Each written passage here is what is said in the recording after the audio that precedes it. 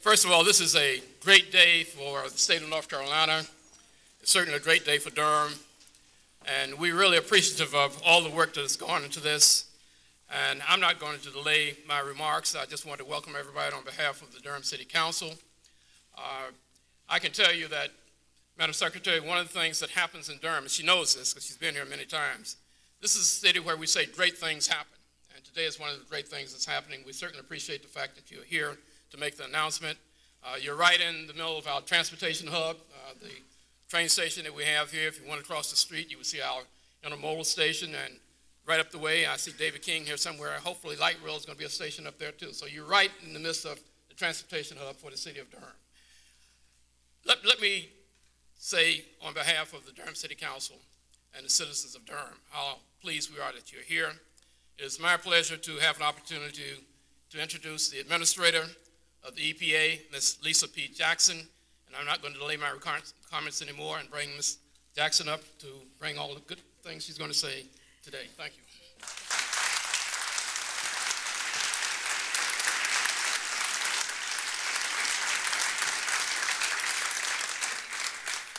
I can honestly say that it is very good to be back in North Carolina. I saw Mayor Bell not too long ago when I was here to do educational work, but today is an even bigger and better day if that's possible.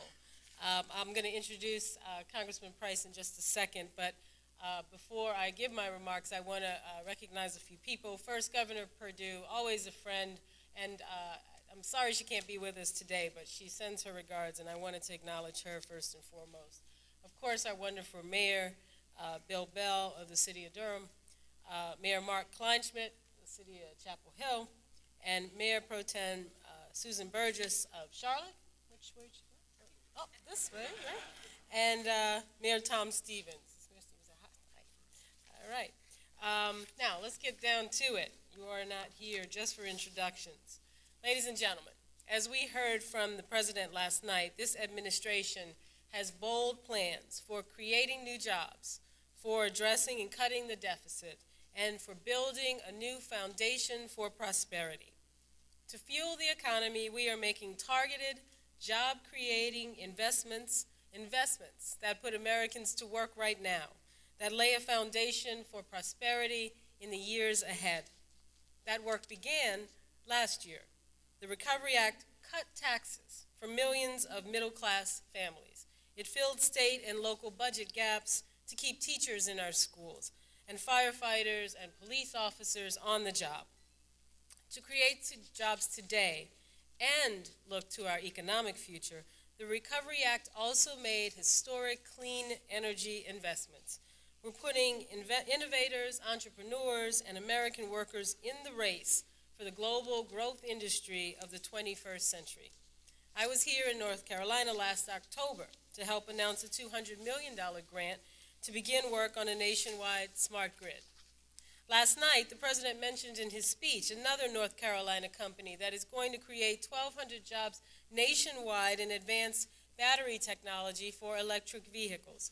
So those grants are putting people to work in the Tar Heel State and also across the country.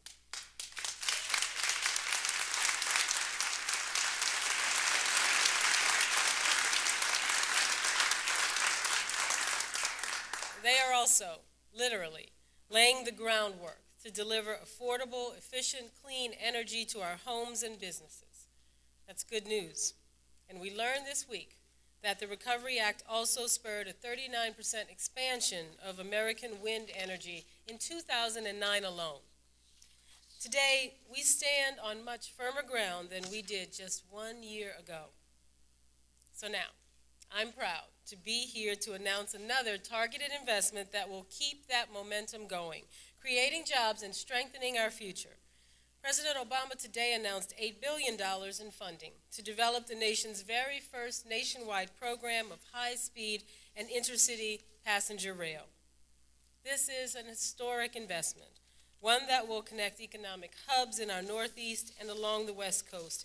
It will provide safe, efficient travel between Tampa Bay, Orlando, Miami, and other communities in Central and South Florida, and it will connect Chicago and St. Louis in the Midwest.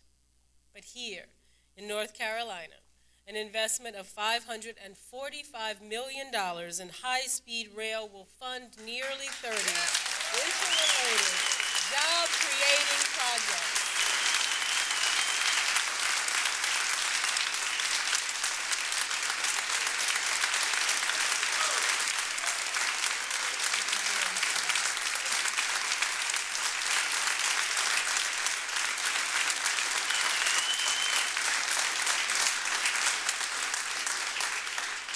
Well done, North Carolina. Those projects will eventually double the number of round trips between the two largest cities in North Carolina, serving 3 million people. Through $75 million of additional investments on top of that in Virginia, we will connect the area to a southeastern high-speed rail corridor, one that runs from Charlotte through Richmond all the way to Washington, D.C.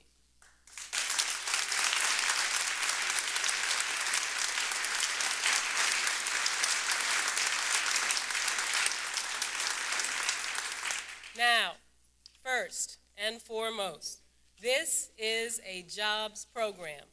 Americans will be put to work at every step of the way through construction, manufacturing, and maintenance. And once rail lines are up and running, communities like Durham will have even greater economic possibilities. This is an investment in opportunities for planners, manufacturers, and construction workers who will build tracks and trains. It's an investment in opportunities for small business entrepreneurs and home builders who will have new hubs of economic activity linked by a high-speed passenger rail system. It's an investment to save money for commuters who will travel quickly and inexpensively from home to work each day, or go from state to state for vacations and business travel. And something very important to people in my line of work. This is an investment in cleaning up the air we all breathe and reducing greenhouse gases.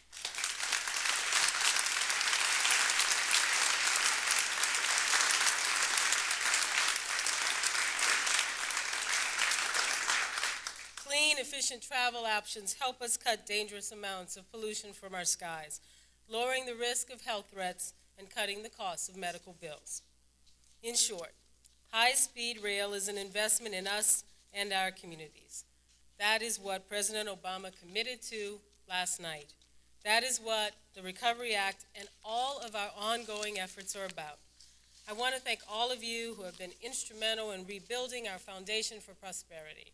We're glad to have your partnership and your leadership. I look forward to continuing our work together in the months and years ahead. Thank you so much for having us.